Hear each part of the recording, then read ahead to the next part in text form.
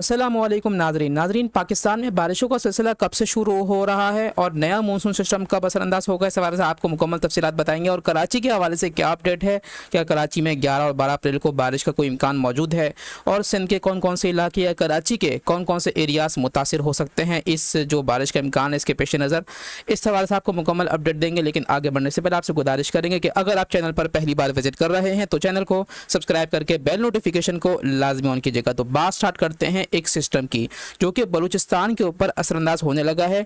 बलूचिस्तान के ऊपर 9 और 10 अप्रैल को लाइट टू मॉडरेट किस्म की बारिश होने का इम्कान है। पूरे बलूचिस्तान में नहीं, बलूचिस्तान के कुछ ही इलाकों में होगी और उसके इम्कान भी तकरीबन 30 से 40% ही हैं। अच्छा, कराची के हवाले से खबरें गर्दिश कर रही हैं कि कराची में 11 और 12 अप्रैल को बारिश का इम्कान है। तो इस हवाले से मैं आपको ज़रा क्लियर करता चलूँ, बारिश का ऐसा कोई ख़ास इम्कान नहीं है, क्योंकि कराची में इस वक्त जो मानसून का सिस्टम जो होता है ना, वो ज़्यादातर अगस्त के महीने में या जुलाई के महीने में या फिर सितंबर के महीने में असरअंदाज होता है।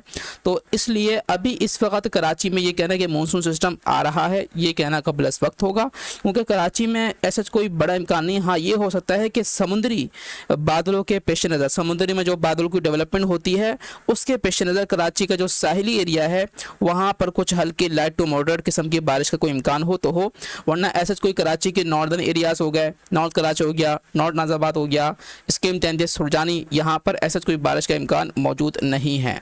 तो वीडियो अगर अच्छी लगी हो तो उसको आगे शेयर करें।